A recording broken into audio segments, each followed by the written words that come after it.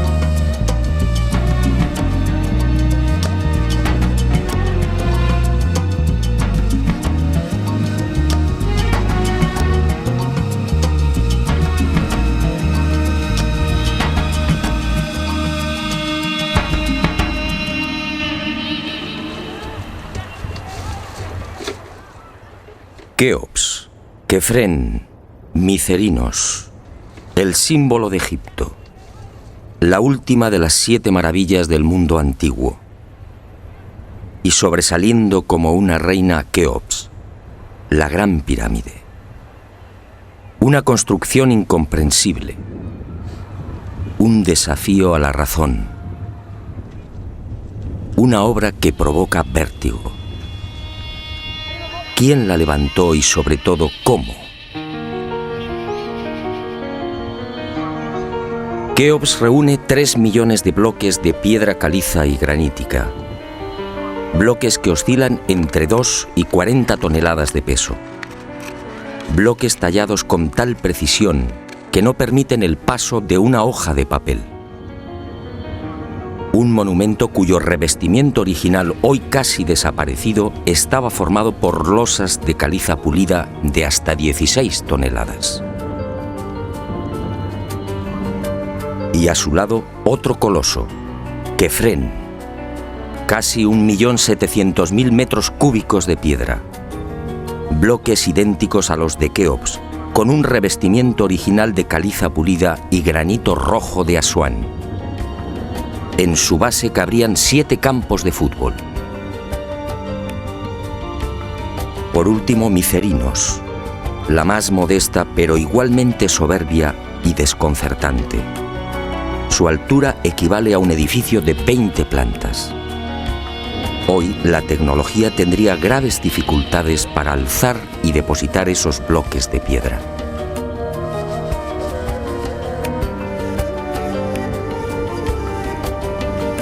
A la vista de estas mareantes cifras, el mundo se pregunta, ¿cómo lo hicieron? Para la arqueología oficial no hay duda.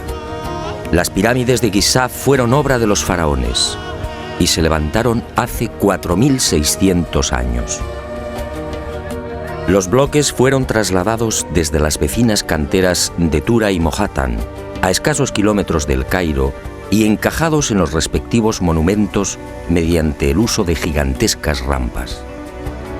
Rampas, dice la arqueología, por las que miles de obreros empujaban los bloques con el auxilio de rodillos de madera.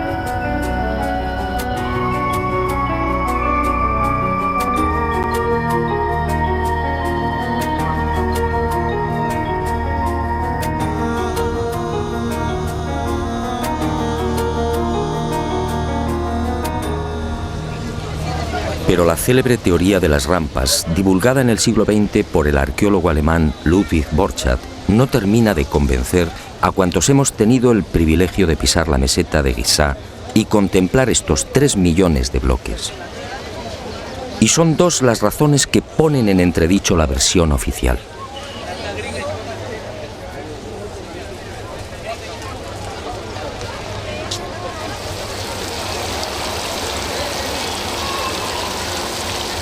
Según los arqueólogos, la Gran Pirámide fue construida por Keops, el faraón que reinó entre los años 2590 y 2567 a.C. Basta un sencillo cálculo para comprobar que en esos 23 años de reinado, los trabajadores tuvieron que mover y elevar hasta las correspondientes hiladas un total de 357 bloques por día.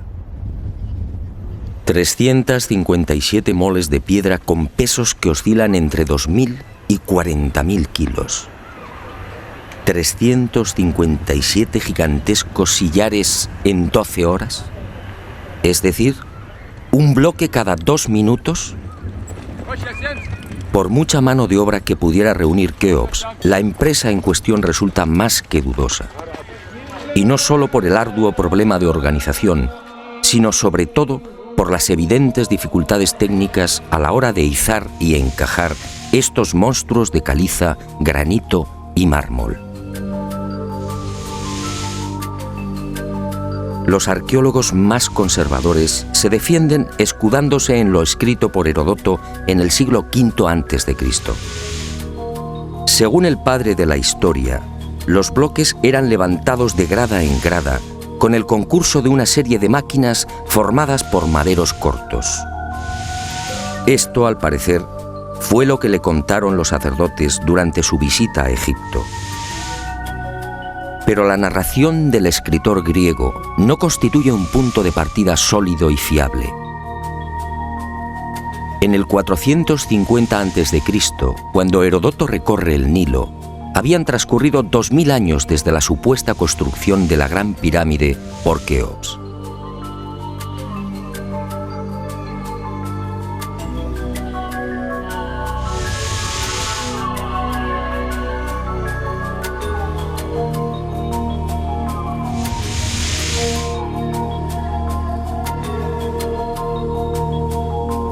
Heródoto no menciona las rampas, ni se atreve tampoco con el espinoso problema de los 357 bloques por día. Heródoto cuenta lo que le contaron. ¿Es esto una prueba científica para determinar cómo y cuándo se levantó la Gran Pirámide?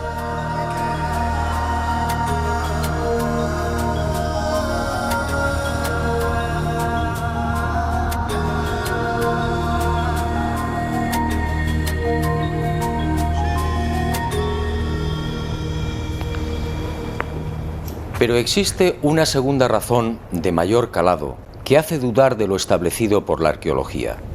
Hace 4.600 años, cuando los arqueólogos fijan la construcción de la Gran Pirámide, el Valle del Nilo justamente despertaba al periodo neolítico.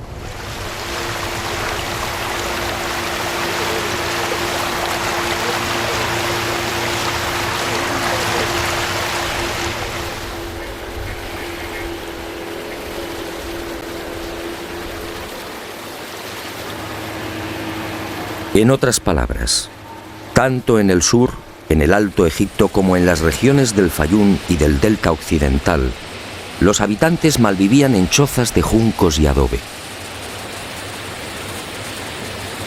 Se hallaban todavía en la Edad de Piedra, con un precario desarrollo agrícola y un incipiente pastoreo. Sus herramientas eran groseras, basadas principalmente en la industria lítica. Sería 3 siglos después, hacia el 2300 a.C., cuando estos pueblos entrarían en la Edad del Bronce. Y surge la primera gran contradicción. Si Egipto cambia la piedra por el bronce en el 2300 a.C. aproximadamente, ¿cómo pudieron levantar la Gran Pirámide 300 años antes? ¿Con qué herramientas? ¿Con qué clase de conocimientos? ¿Cómo explicar semejante salto cualitativo?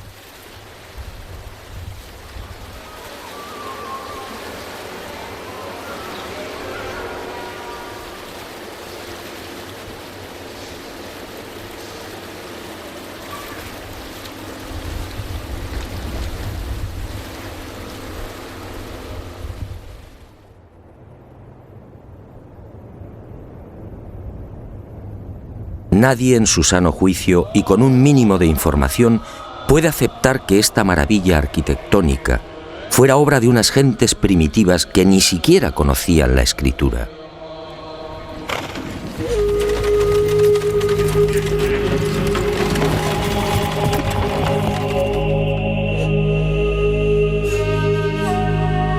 El testimonio de Heródoto, en efecto, deja mucho que desear.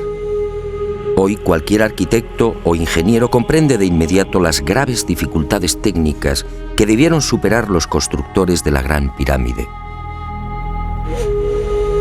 Las cámaras, galerías y los mal llamados conductos de ventilación exigen unos profundos conocimientos matemáticos y arquitectónicos.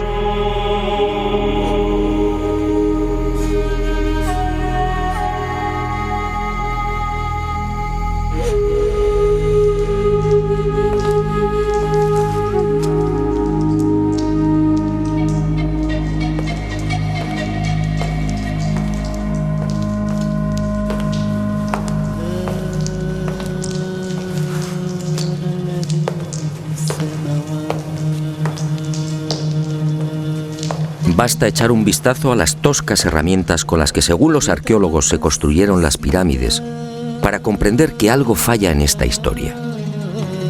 Unas herramientas, además, que no existían hace 4600 años. Es que estos mazos, niveles, bolas de dolerita, escuadras, trineos de madera y regletas sirvieron para establecer las asombrosas proporciones de la Gran Pirámide. ¿Cómo explicar, por ejemplo, que la desviación de la orientación norte-sur de sus caras no supere los 3 minutos 20 segundos hacia el oeste? ¿Cómo explicar la increíble perfección de la angulación de los bloques de revestimiento? Hoy solo podríamos alcanzarla con instrumentos ópticos. ¿Cómo entender que hace 4600 años aquellos pueblos neolíticos dispusieran ya de una medida tan perfecta como el codo? Como es sabido, solo en la era espacial se ha podido comprobar que el metro estaba mal medido. Su longitud en realidad es algo más de lo que siempre habíamos creído. El metro exacto tiene una longitud de 1.047. Pues bien, 2 codos egipcios equivalían exactamente a 1.047. El metro de la era espacial. ¿Cómo lo lograron? Pero las dudas y contradicciones no terminan ahí. Hasta el día de hoy, nadie ha logrado explicar satisfactoriamente el sistema de iluminación utilizado a la hora de construir las pirámides. Las tradicionales antorchas no sirven. No hay restos de hollín en techos o paredes. En cuanto a la fórmula de los espejos, reflejando la luz solar hasta lo más profundo, tampoco resiste un análisis medianamente serio. El movimiento del Sol obligaría a los constructores a una penosa labor de permanente rectificación. Esa luz sería útil como mucho para las salas y galerías más próximas a la entrada.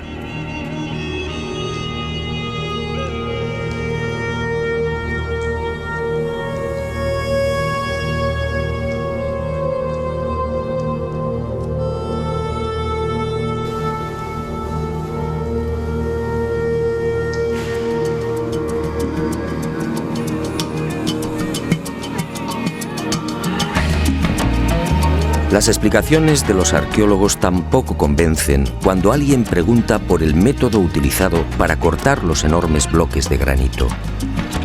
¿Herramientas de cobre? Eso sería como intentar cortar una mesa de mármol con unas tijeras.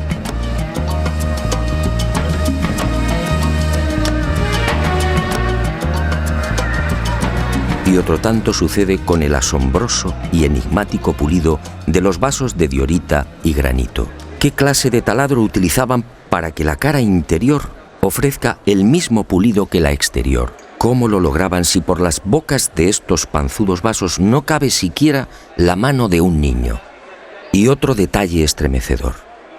Al examinar el pulido de estos vasos y platos, los expertos han comprobado que a cada vuelta la presión ejercida era 500 veces mayor que la obtenida en la actualidad con los poderosos taladros de punta de diamante artificial. Y de nuevo la gran interrogante. Si muchos de estos vasos han sido fechados en el 2600 a.C., ¿quién los fabricó? ¿El hombre de la Edad de Piedra? Evidentemente no.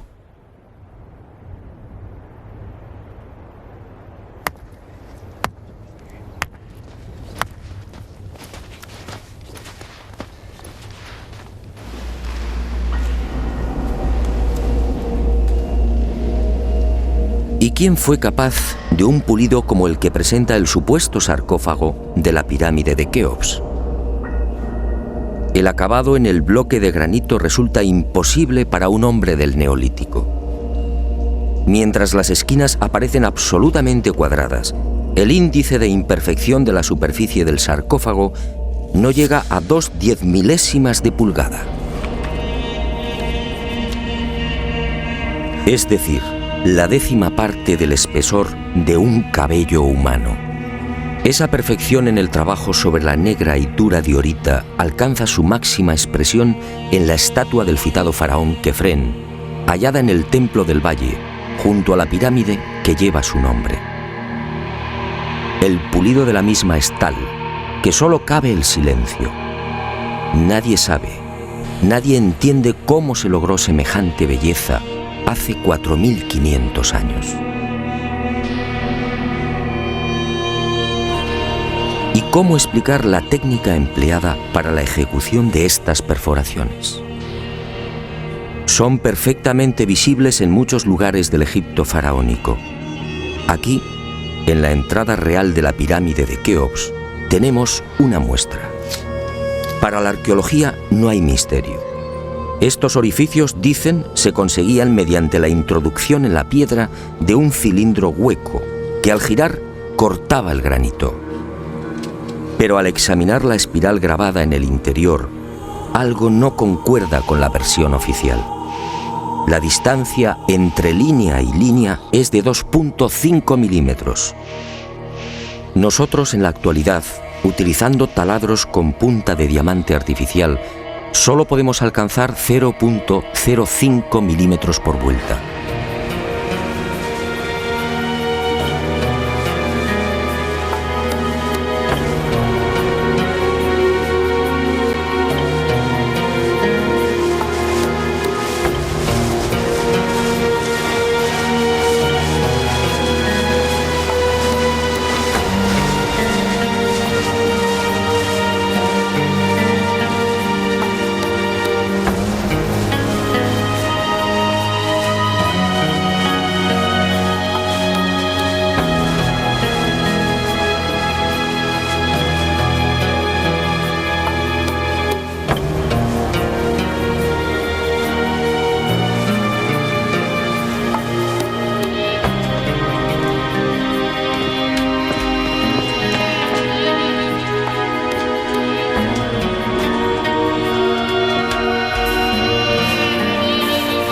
cómo desarrollaban aquellos primitivos egipcios semejante presión y fuerza con un simple cilindro hueco.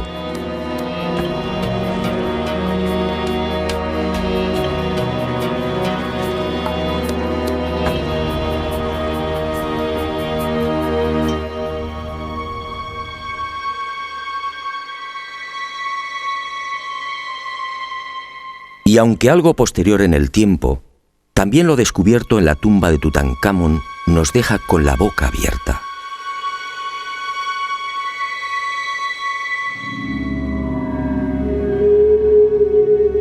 Cuchillos inoxidables, sandalias y manoplas de oro, una cama ergonómica, una cama con la parte de los pies más elevada, favoreciendo así la circulación sanguínea. ¿Cómo es posible hace 3.333 años? ¿De quién lo aprendieron?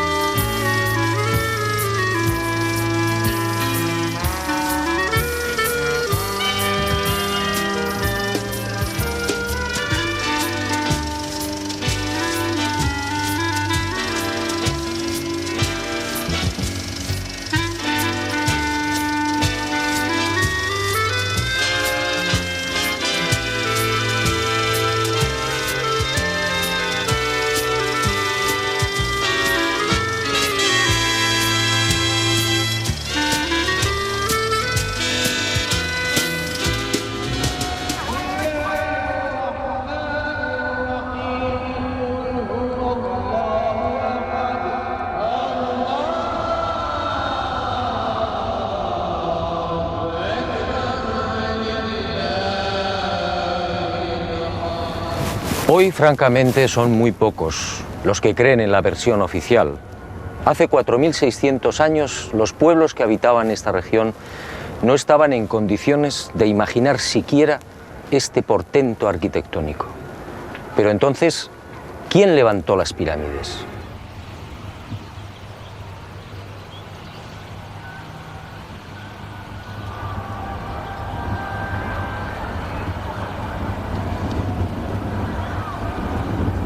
Una primera pista aparece en esta estela de piedra. Una estela depositada en la sala 42 del Museo del Cairo y que muy pocos turistas se detienen a contemplar. La arqueología la denomina la estela del inventario. Se trata casi con seguridad de una copia de otro texto mucho más antiguo. En ella se lee un párrafo demoledor que deja sin argumentos a los arqueólogos. Dice así: el faraón Keops fundó la casa de Isis, señora de la pirámide, detrás de la casa de la Esfinge. ¿Señora de la pirámide? ¿Quiere esto decir que la Gran Pirámide ya existía cuando Keops llegó al poder?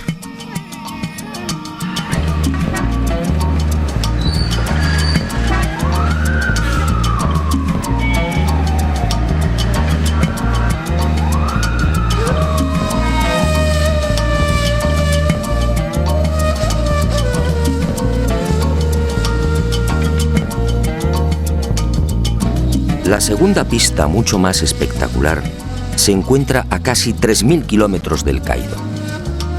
Y hacia allí nos dirigimos.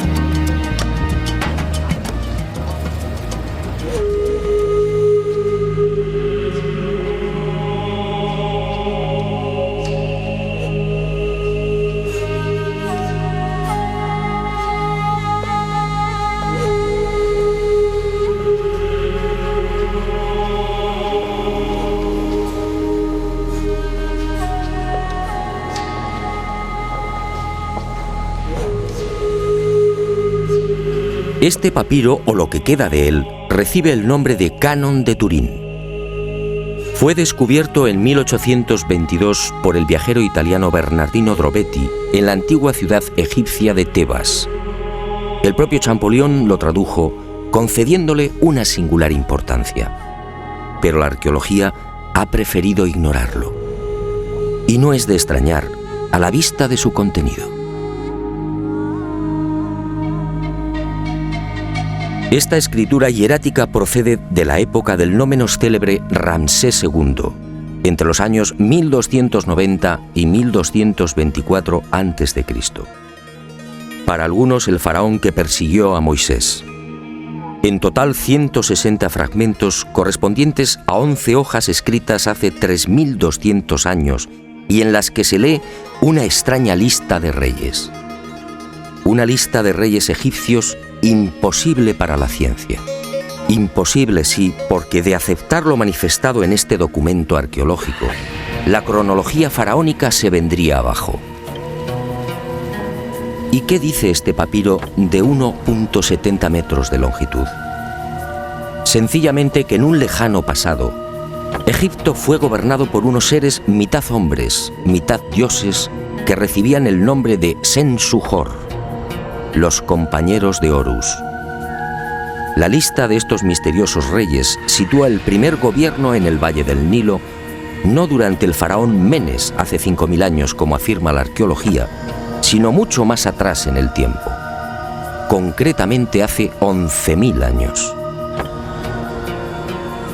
Esta desconcertante y revolucionaria lista de reyes aparece ratificada en buena medida por otra historia igualmente despreciada por los arqueólogos.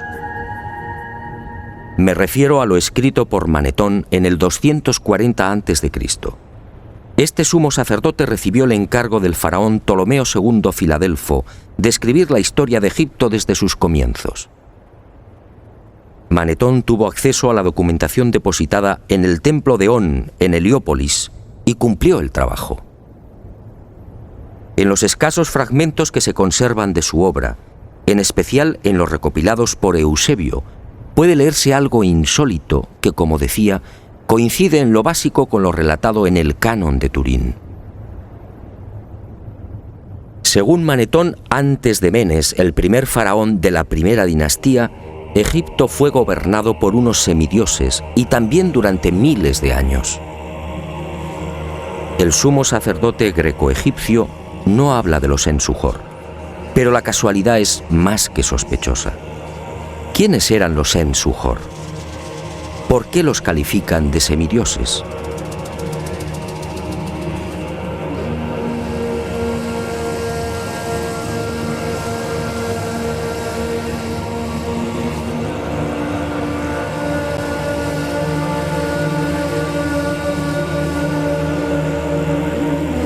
Para los arqueólogos más conservadores, los Sen-Suhor y la información suministrada por Manetón son pura fantasía. Y aparentemente tienen razón. Si Egipto fue gobernado hace 11.000 años, ¿dónde están las pruebas y los vestigios arqueológicos que deberían delatar a esas culturas? ¿O están ahí? ¿No será que la arqueología no los quiere ver?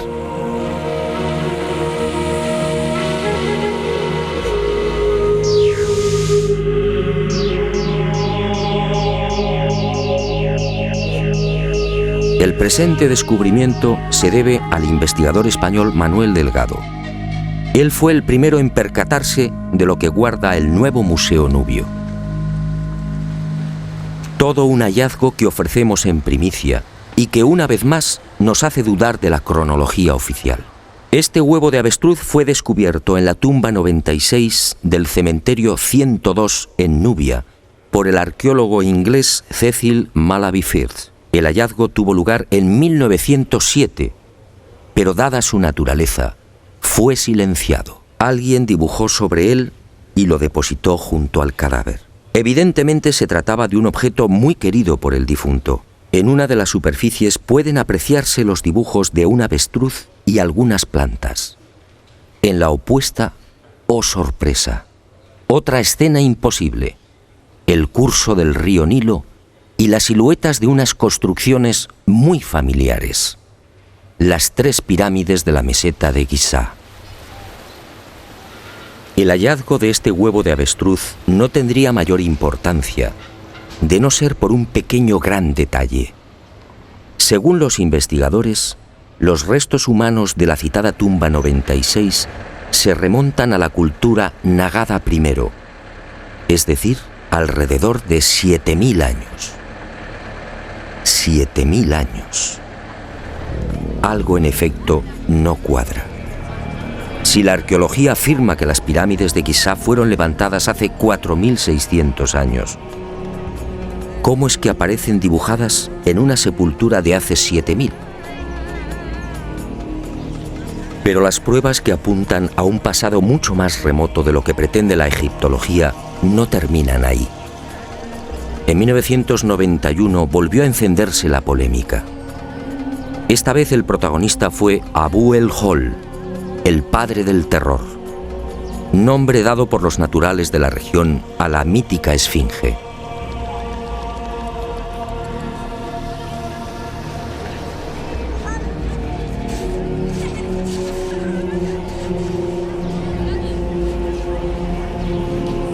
La Esfinge, otro monumento emblemático de Egipto construido, según la arqueología, por el faraón Kefren hace 4.500 años.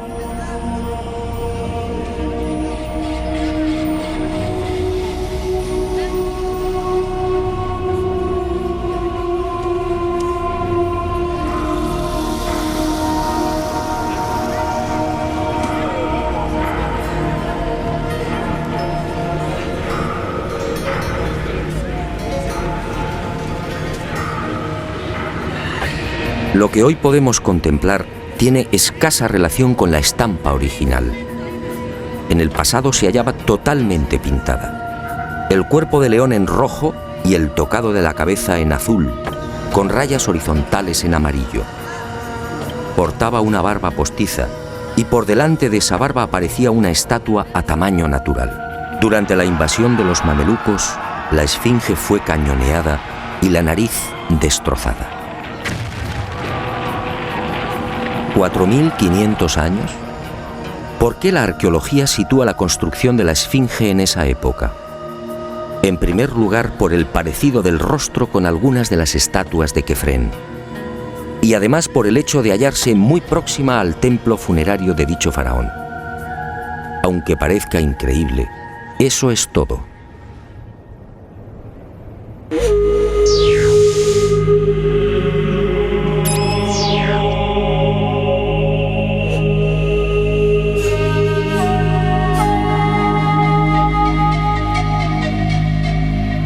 Y en 1991, como decía, los arqueólogos fueron arrinconados de nuevo contra las cuerdas. Un equipo de la Universidad de Boston, dirigido por el geólogo Robert Scotch, dio a conocer un estudio que retrasaba la construcción de la esfinge en varios miles de años. Mediante la utilización de ondas sonoras y micrófonos especiales, los geólogos norteamericanos exploraron las rocas que forman parte de la esfinge. El resultado fue asombroso. La zona delantera del monumento y parte de las paredes del foso que la rodea presentan una erosión de 2 metros de profundidad, provocada por las lluvias. En la época de Kefren, supuesto constructor de la esfinge, esta región era un desierto. La única explicación a esa erosión acuática hay que buscarla en un clima especialmente húmedo, entre el 5000 y el 7000 a.C. Casi mágicamente hemos llegado a un punto que ya fue contemplado en uno de los anteriores capítulos de este planeta encantado. ¿Recuerda?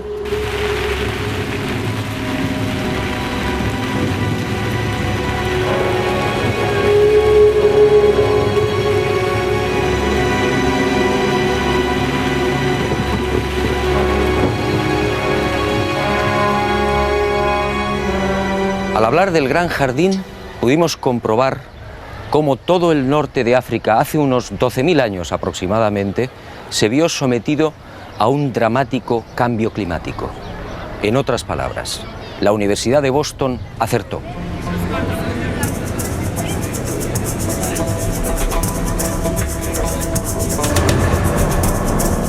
Fue a partir de esa época, hace ahora unos 8000 años, cuando los monzones perdieron fuerza y el Sáhara entró en un lento pero progresivo proceso de desertización. Y fue justamente hace 4500 años, cuando la arqueología fija el momento de la construcción de la Esfinge, cuando estas tierras fueron definitivamente abandonadas por las lluvias. Kefren, por tanto, no pudo levantar la Esfinge. Como mucho, quizá la restauró. El padre del terror estaba aquí desde mucho antes. La huella de las torrenciales lluvias registradas en el llamado Gran Húmedo Holocénico es incuestionable.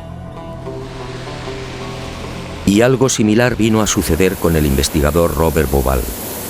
20 años antes, este ingeniero egipcio se atrevió a difundir una hipótesis que conmocionó a los seguidores y amantes del Egipto faraónico. Para Bauval, las pirámides de Giza no son construcciones aisladas. Las tres forman parte de un plan unificado minuciosamente diseñado. Y para irritación de los arqueólogos más conservadores, formuló una teoría que volvía a poner en tela de juicio la ya desacreditada cronología oficial. La tesis de Bauval es conocida como la correlación de Orión, es decir, el asombroso parecido en la disposición de Keos, Kefren y Micerinos respecto a las tres estrellas que forman el cinturón de Orión. Basta trazar una línea entre las tres pirámides y otra entre las estrellas del cinturón para observar que sendas ubicaciones son casi idénticas. Casi idénticas, sí, pero no iguales. El ángulo de las pirámides es de 172 grados y el de las estrellas de Orión en la actualidad de 181. Bauval se percató de esta pequeña diferencia y tuvo una genial intuición. Con la ayuda de las computadoras retrocedió en la historia y descubrió que la alineación de las estrellas del cinturón de Orión coincidía con la de las pirámides hace 12.500 años. No son demasiadas coincidencias. Por un lado, la geología demuestra que la Esfinge tuvo que ser construida en pleno Gran Húmedo, es decir, hace más de 9.000 años. Por otro, el papiro de Turín y Manetón aseguran que unos semidioses gobernaron el valle del Nilo hace 11.000 o 12.000 años. Quizá más. También el huevo de avestruz hallado en la tumba 96 en Nubia nos dice que las pirámides existían ya hace 7.000 años y la tesis de Bauval pone punto final, insistiendo de nuevo en esa misteriosa fecha. 12.500 años.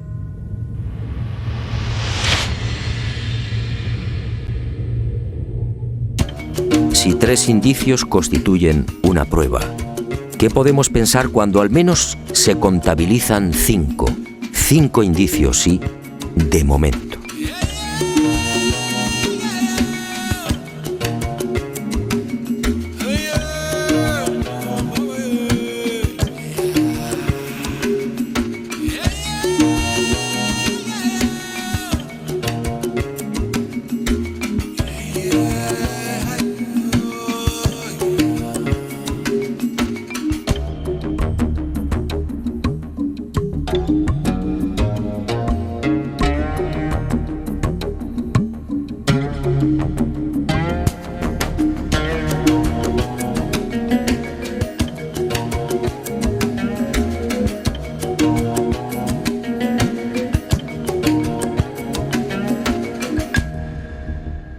No, las pruebas que contradicen la versión de la arqueología oficial no han concluido. ¿Recuerda usted esta pintura? Fue descubierta en el Tassili argelino. Según los arqueólogos, tiene una antigüedad aproximada de 5.500 años, probablemente mucho más.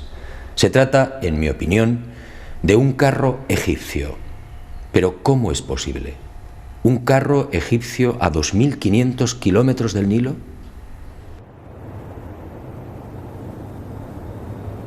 ¿Un carro egipcio antes de que existiera Egipto?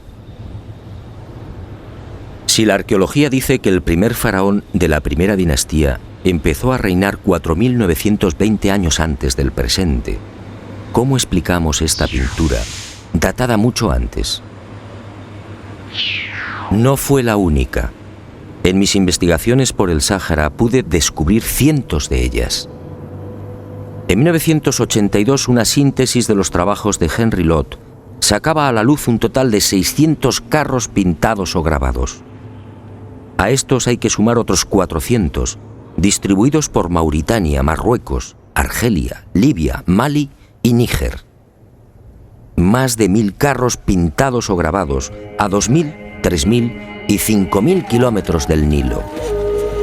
¡Qué extraño! Carros y conductores típicamente egipcios. Perfiles, tocados y vestiduras son elocuentes. Carros y personajes egipcios en el corazón del Sáhara. Cuando interrogué a los arqueólogos, la mayoría se encogió de hombros. A decir verdad, estas pinturas no son cómodas. Algunas han sido fechadas en una época en la que, según la arqueología, carros y caballos no habían hecho acto de presencia en Egipto. Otras, como las del Tassili o el Fesán libio, son mucho más escandalosas. Los análisis de las sustancias orgánicas contenidas en los pigmentos han sido desconcertantes. 6000, 8000 y hasta 9000 años de antigüedad. ¿Carros y conductores egipcios hace 9000 años? Y casi sin querer, a la vista de estos documentos pictóricos, la memoria vuelve a poner en pie los hallazgos de la Universidad de Boston, el papiro de Turín, la historia narrada por Manetón, las pirámides pintadas en el huevo de avestruz o el descubrimiento de Bubal. Naturalmente, para la arqueología, estas pinturas y grabados no tienen sentido. El caballo y los carros, dicen, entraron en Egipto hacia el 1700 a.C. y lo hicieron con la invasión de los Hicsos, un pueblo procedente de la Alta Siria que gobernó la mitad oriental del delta. Nuevo y grave error de la arqueología. El caballo y los carros, como demuestran estas pinturas y grabados, ya existían en el Sáhara mucho antes de la XIII dinastía. Otra cuestión es que no quieran reconocerlo, y es comprensible. Si los egipcios y su cultura proceden del Sáhara, ¿en qué queda la supuesta hegemonía del Egipto faraónico?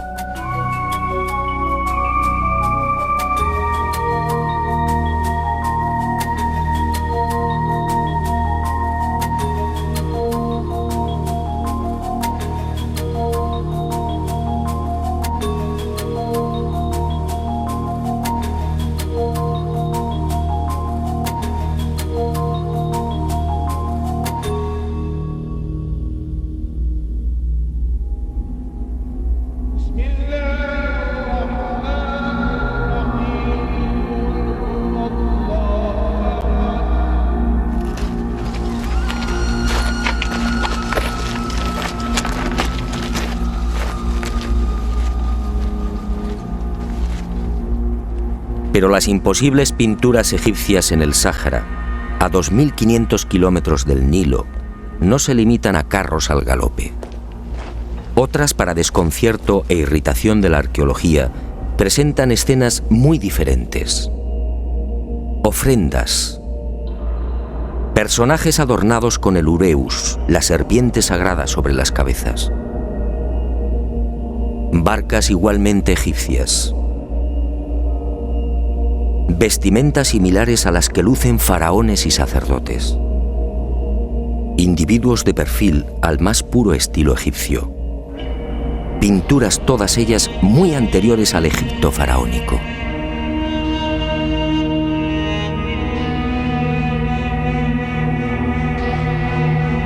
¿Barcas egipcias en pleno desierto? Si estas pinturas, como aseguran los confusos y confundidos arqueólogos, fueran tan solo el testimonio de la influencia de la 18 dinastía en esta remota parte del Sáhara, ¿cuál sería el sentido de las mismas? En esa época, durante la 18 dinastía, hace 3500 años, esta zona era un desierto idéntico al que ahora vemos. ¿Barcas en un infierno de piedra y arena? ¿Y por qué ignoran la datación? Si estas pinturas se remontan a 9000 años, entonces las barcas sí están justificadas. En esa época, como se recordará, el Sáhara era un jardín, con ríos tan anchos y caudalosos como el actual Amazonas. Pero las extrañas coincidencias van más allá. En esta tumba, a lo largo de más de 120 metros, hace 3100 años, Ramsés III mandó pintar lo que se conoce como el Libro de las Puertas, una especie de cartografía del más allá, una síntesis de la religión del inframundo, la religión del río infernal, la religión que partió del Sáhara y que posteriormente, con las migraciones, apareció entre los guanches, los íberos y los etruscos. ¿Casualidad? ¿Y qué decir de los cientos de representaciones de la vaca sagrada Hathor, del buey Apis o del carnero Amón, todos egipcios con el disco solar entre los cuernos? ¿Cómo explicar que estas mismas imágenes podamos encontrarlas en las pinturas y grabados rupestres de Marruecos, Libia o Argelia? Grabados y pinturas, no lo olvidemos, de 9.000, 10.000 y 12.000 años de antigüedad, es decir, muy anteriores a los bóvidos egipcios. Para el que lo quiera ver, está muy claro. El dios Sol o Amón-Ra de los egipcios, el Achamón de los guanches o el Baal-Jamón de los fenicios tienen un origen común: el profundo y olvidado Sáhara.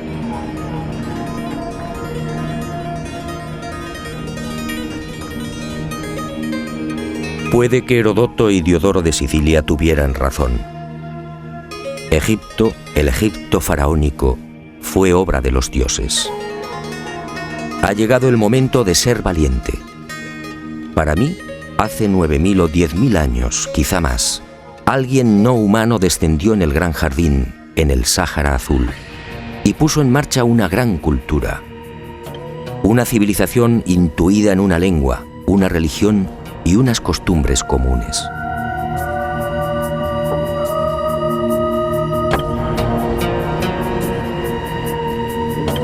Esos seres, esos dioses de cabezas redondas pintados en Tassili, podían proceder de Orión.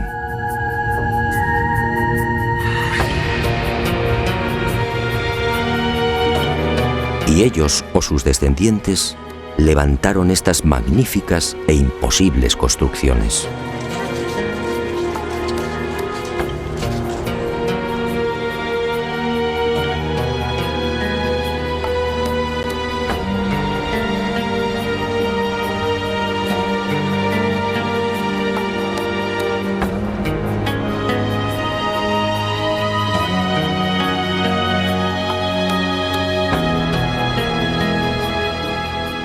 ¿Cree usted que se trata de un sueño? Schopenhauer decía que toda verdad, al nacer, es ridiculizada y perseguida. Demos tiempo al tiempo. Algún día el hombre se verá obligado a escribir de nuevo la historia.